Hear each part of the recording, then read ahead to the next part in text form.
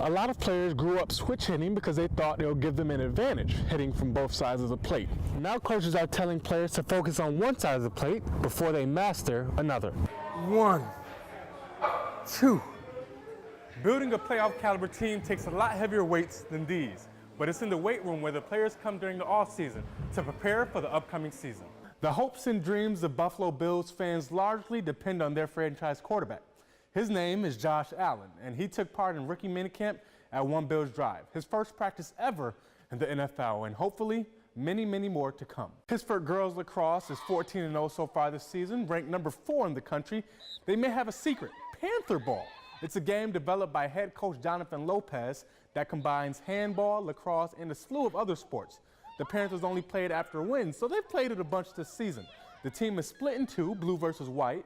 Players are put on a team when they join the varsity squad. They stay that way the rest of their career. Something a little different to break up the grind of a season, and the team bonding effects have carried from year to year.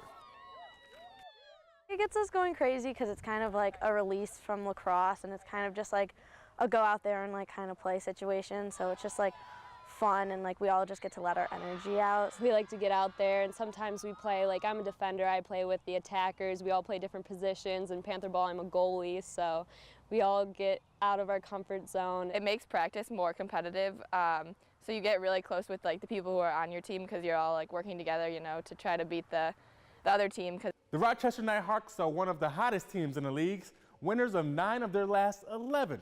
Tomorrow they face off in Georgia for the East Division title, just 3 wins away from another championship. The Brockport Club rugby team is upset after construction crews took over their practice field. As you can see behind me, the dorm hall is almost completed. The team will meet with college officials later today. Brockport blew past Hartwick 45-0 on homecoming, but it wasn't the score that impressed fans and alumni the most. History was made here at Bob Boozer Field. The defense racked up 12 sacks coming from 7 different players, making it a new school record. After weeks of tedious negotiations, the Rochester Red Wings and Monroe County have reached a new lease, keeping the team here at Frontier Field for the next 10 years. The Rochester Amherst were at their home ice for a chance to go to the playoffs for the first time since 2014. And that's exactly what they did with the 4-2 win over Springfield. The injury bug has bitten the Mets pitching staff again. Jacob deGrom left tonight's start against the Braves with the hyperextended elbow. The last time the Bills made the playoffs, I was in pre-K, MJ was on his second three-peat, and Titanic debuted in the box office.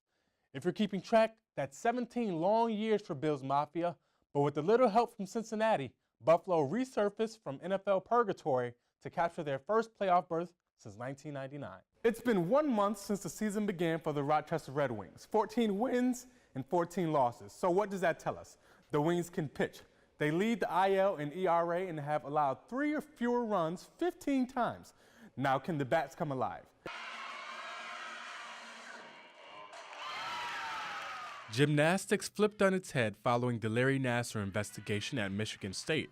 At Brockport, the staff hopes a horrible situation can turn positive for athletic institutions everywhere. It should send a ripple effect through athletics and through healthcare to say, wow, we've got to, if we see something or hear something like this is happening, you know, it just makes sense ethically that we would say, we've got to say, hey, what's going on here?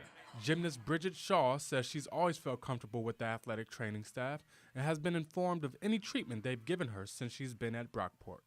Brockport athletic trainers and the coaches, like as far as my knowledge goes, is doing everything that they possibly can. Like I've felt really educated coming in as a freshman all the way up to a senior. Athletes can ensure their safety not only by understanding their body, but by researching their own injury. A collaborative approach that involves student athletes and support staff is one that the Brockport athletic training staff encourages. Not only can the athletes educate themselves, you go on the computer, go to a search engine and say, I've got this injury.